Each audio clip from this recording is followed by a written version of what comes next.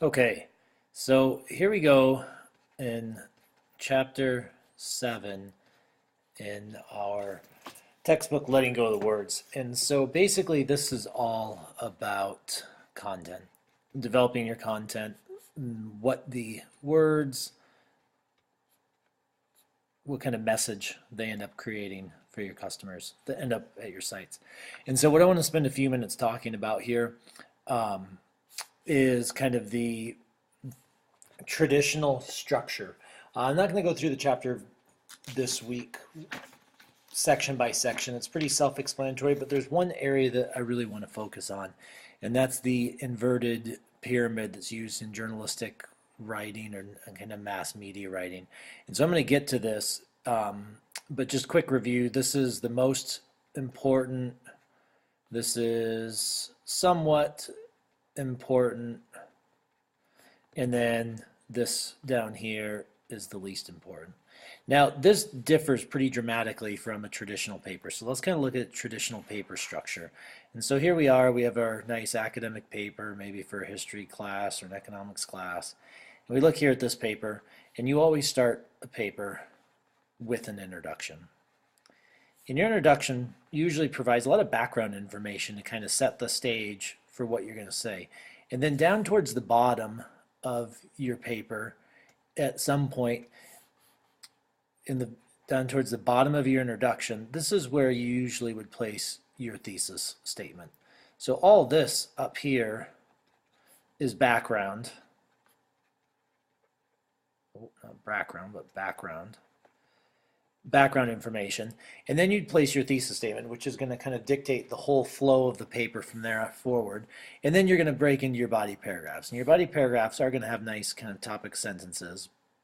And then in the meat of each body paragraph, you're going to have your direct quotes and your evidence and some of your kind of the nuances of your major argument. So here you're going to have a topic sentence.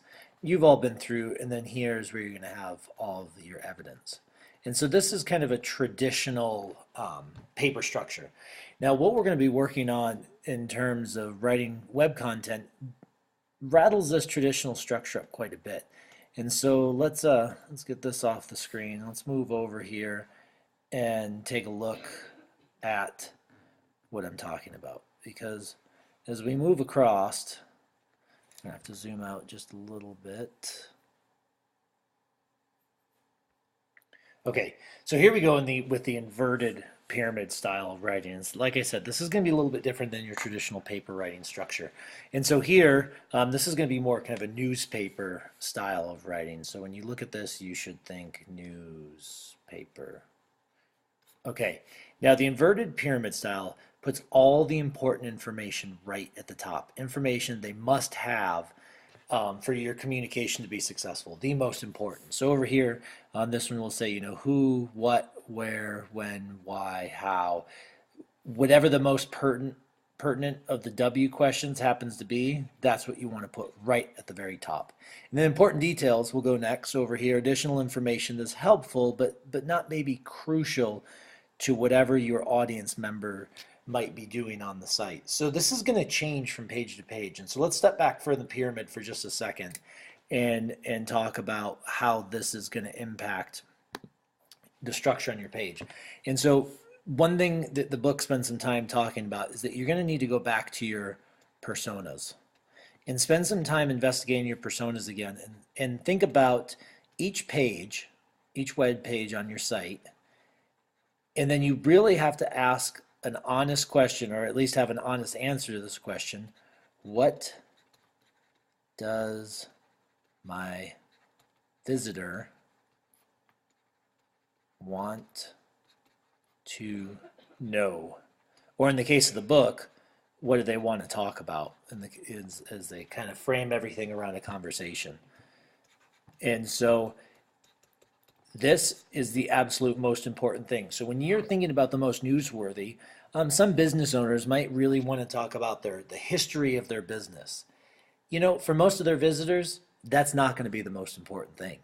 And so you got to come back to, what does your site visitor want? They're going to be the one who comes into your store. They're going to be the one who spends the money, what do they want? And so that's what you got to give them. Because otherwise, if they don't find what they want, they're just going to go to a different website. And if they go to a different website, whatever company you're working for is losing out on business. And so after you've established what this important information is in, it looks like, you then can go on to the important details. Because some of your site readers are going to be dedicated. They're going to keep reading through your site content. And so you want to have stuff there for those readers also, but you want to hook everybody.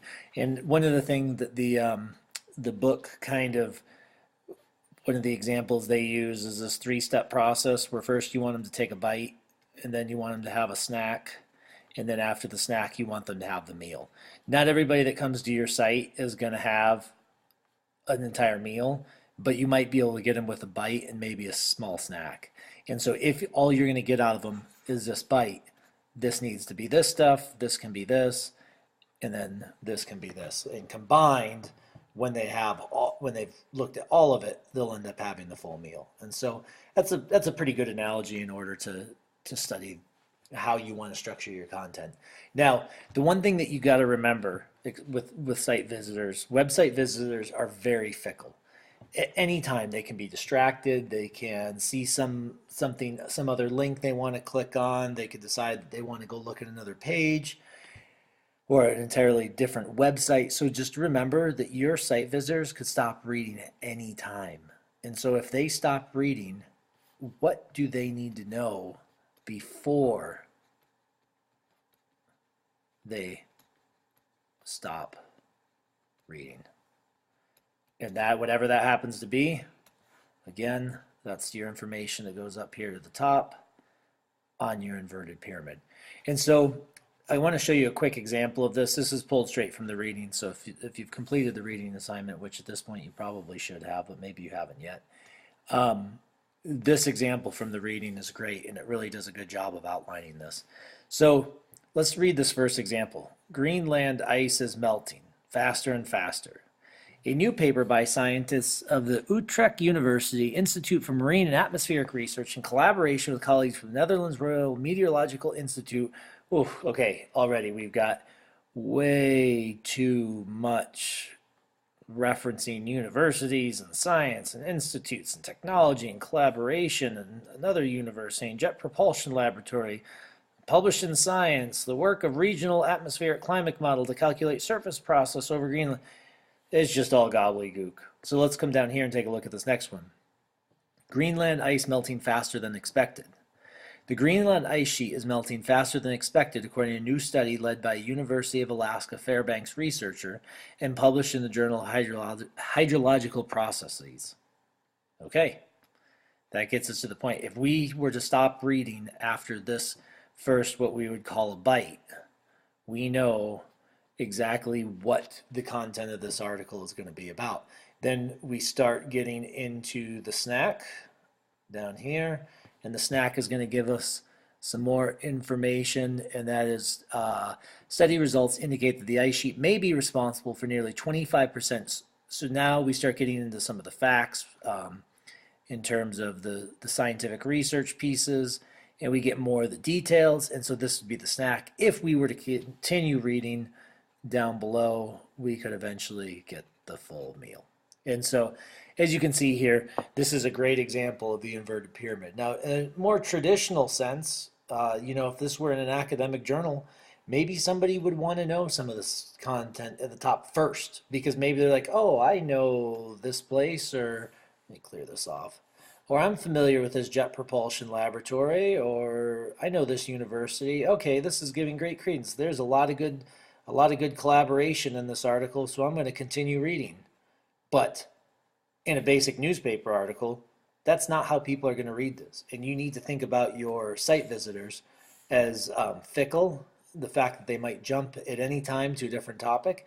And so you really need to, just once again, getting back here, you need to give them the most important newsworthy information right at the top.